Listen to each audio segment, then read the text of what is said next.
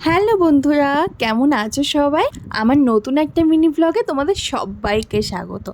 আজ কিন্তু দেখতে দেখতে 7 ডেজের যে মিনি ভ্লগ চ্যালেঞ্জটা ছিল তার 6 নম্বর দিনটা হয়েই গেল। এখন বাজে 9:45 আর আমি সকাল সকাল ফ্রেশ হয়ে একদম রেডি হয়ে নিয়েছি। আজ একটা বুকিং ছিল সেখানে যাওয়ার জন্য। বাড়ি থেকে যদিও ডিস্ট্যান্সটা 10-15 মিনিটের, আর যা গরম পড়েছে আমার একটা লিপস্টিক পর্যন্ত অ্যাপ্লাই করতে ইচ্ছে করছিল না। তাই আমি রোজ যে স্কিন কেয়ারটা করি সেটাই করে নিলাম, আর বেশি বেশি করে সানস্ক্রিন অ্যাপ্লাই করে নিয়েছি। আর আজ সকালে এই প্রসাদটা দিয়ে আমি উপোস ভেঙেছি। কাল যেহেতু আমাদের একাদশী ছিল, সেই কারণে সকালে উঠে এই প্রসাদটা খেয়ে তারপরে আজকে ব্রেকফাস্ট করতে পারবো।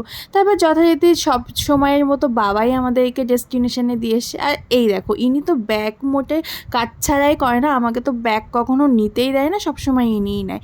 তারপরে এসে আমি ক্লায়েন্ট রেডিও করে ফেলেছি, আর এই ছিল আজকে ফুল লুক। তো তোমাদের কেমন লাগলো অবশ্যই কিন্তু কমেন্ট করে জানিও। আর আমি ক্লায়েন্টের মুখ থেকেও শুনে নিই যে তার কেমন এক্সপিরিয়েন্স হলো আমার থেকে সেজে। তো তোমার কেমন লাগছে বলো? Thank you so much Ankita, আমার লুকটা খুব পছন্দ হয়েছে। আমার একটা স্পেশাল পার্টিতে যাচ্ছি, তার জন্য একদম পারফেক্ট লুক হয়েছে, ঠিক যেমনটা আমি চেয়েছিলাম। Thank you so much. নাও টাটা। তারপর কাজ কমপ্লিট করে বাড়ি চলে এসেছি। আর আজ সন্ধ্যাবেলা ছিল ভাইয়ের বার্থডে, সেই জন্য ওর বন্ধুরা বনু সবাই চলে এসেছে। কেক কাটিং করা হবে জন্য। আমরা না বাড়িতে আমাদের এই সব দিনগুলোতে ছোটোখাটো করে পরিবারের সাথে কাটাতেই বেশি পছন্দ করি। জন্মদিনে মায়ের হাতে পায়েস আর কেক কাটিং করে পরিবারের সবার সাথে সেলিব্রেট করার মজাটাই কিন্তু আলাদা।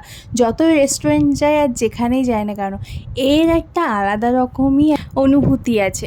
তোমরা কারা কারা এরকম পছন্দ করো, আর কারা কারা এরকমভাবে তোমাদের জন্মদিনটা সেলিব্রেট করো জানিও তো আমায়। তো আজ এই পর্যন্তই। তোমাদের কেমন লাগলো অবশ্যই জানিও। Thanks for watching and follow for more. By.